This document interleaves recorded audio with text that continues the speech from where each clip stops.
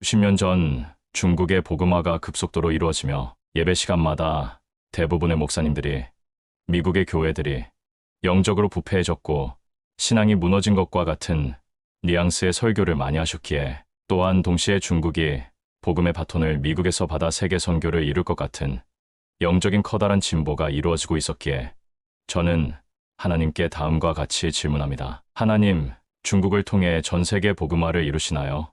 표현은 똑같지 않았지만 엇비슷한 내용으로 질문을 하였습니다. 제가 더욱 놀란 것은 하나님의 답변이 제게 내려왔다는 것입니다. 저는 그 당시 하나님의 음성을 많이 들어보지 않은 때라 그냥 거의 혼자말로 하나님께 질문을 해본 것인데, 아들아, 아니다.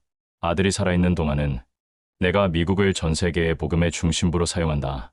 응답이 신기했던 것이 아니고 하나님의 음성이 내 마음에 들려온 것이 너무나 신기했었습니다. 나중에 다니엘서를 읽으면서 내가 살아있는 동안만이 아니고 예수님의 재림까지 백인 계열이 계속 복음의 중심부에 있게 되는 것으로 해석하게 됩니다. 다니엘서 2장 42절에서 43절, 그 발가락이 얼마는 쇠요 얼마는 진흙인즉 그 나라는 얼마는 든든하고 얼마는 부서질만 할 것이며 왕께서 쇠와 진흙이 섞인 것을 보셨은즉 그들이 다른 민족과 섞일 것이나 그들이 피차에 합하지 아니함이 쇠와 진흙이 합하지 않음과 같으리이다. 로마 시대 이후 전 세계가 복음화되지만 철을 상징하는 로마 및 로마를 중심으로 하는 미국, 캐나다, 유럽, 호주, 뉴질랜드와 반대로 진흙을 상징하는 중남미와 아프리카와 인도와 중동과 아시아는 절대로 섞일 수 없는 질적인 차이가 있는 것으로 다니엘서 2장을 해석했기 때문입니다. 물론 저희 다니엘서 2장에 대한 해석이 아주 개인적이며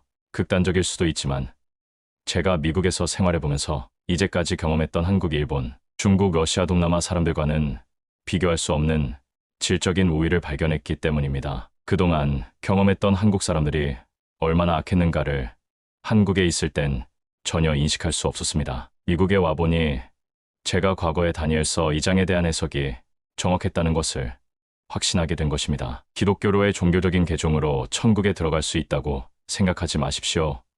수렁에 있는 진흙 같은 존재, 곧 메리 클레이가 천국에 들어가는 것은 거의 불가능합니다. 악인과 선인의 대립 및 갈등과도 같이 진흙과 철의 대립과 싸움은 매우 당연한 것입니다. 아무리 복음이 놀라운 능력을 가졌다 해도 부패될 대로 부패된 사람은 변화되기가 어려우며 기독교의 문의를 가졌을 뿐 참 기독교인은 절대 될 수 없습니다. 섞일 수 없는 철과 진흙의 다니엘서의 이야기는 미국과 한국이, 미국과 중국이, 미국과 중동이, 미국과 러시아가, 미국과 아프리카가, 미국과 라틴 아메리카와 미국과 인도 및 아시아 국가가 절대 섞일 수 없는 타락된 본성의 혈통적인 극심한 차이에 기인하는 것으로 해석합니다. 할렐루야. 2024년 6월 24일 오전 9시 30분 박경호 목사가 하나님의 집에서